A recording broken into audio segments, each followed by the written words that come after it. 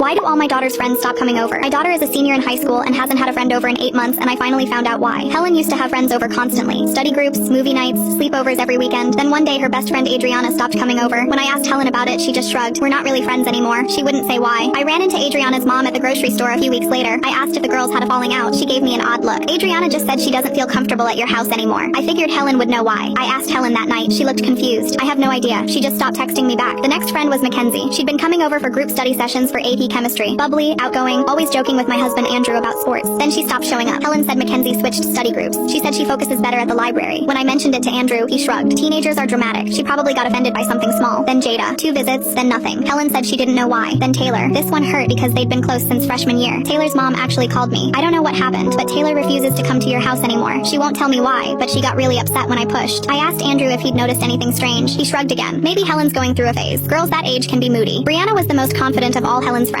Senior class president, headed to Georgetown. She came over exactly once to work on a presentation with Helen. Never came back. When I asked why, Helen's face went tight. She's just busy with college stuff, Mom. Can you stop asking about my friends? But I couldn't stop. I started paying attention to when the friendships ended. It was always after they'd been to our house at least once. Always after Andrew had been home. I asked Helen directly one night, did your dad ever say anything weird to your friends? She went pale. Why would you ask that? Helen, please. I need to know. She stared at the floor for a long time. I don't know. Maybe. Brianna said he was a lot. I didn't really know what she meant. What does he talk to them about? I don't know, Mom. Just stuff. He asks them questions. About school. About their lives. Can we please drop it? I didn't drop it. That night I ordered a small camera online and hid it in the living room bookshelf behind our family photos. I didn't tell Andrew. The next week, Helen mentioned a new friend from her economics class named Olivia. She wants to come over Saturday to study. I told her that sounded great. On Saturday, I made sure both girls were settled in the living room before I left to run errands. Andrew was in his office. I told them I'd be back in a couple hours. 45 minutes later, I got a motion notification on my phone. I pulled into a parking lot and opened the app. Andrew walked into the living room. Olivia was sitting alone on the couch. Helen must have gone to the bathroom. He sat down next to her. Too close. So, Olivia, Helen says you just turned 18 last month.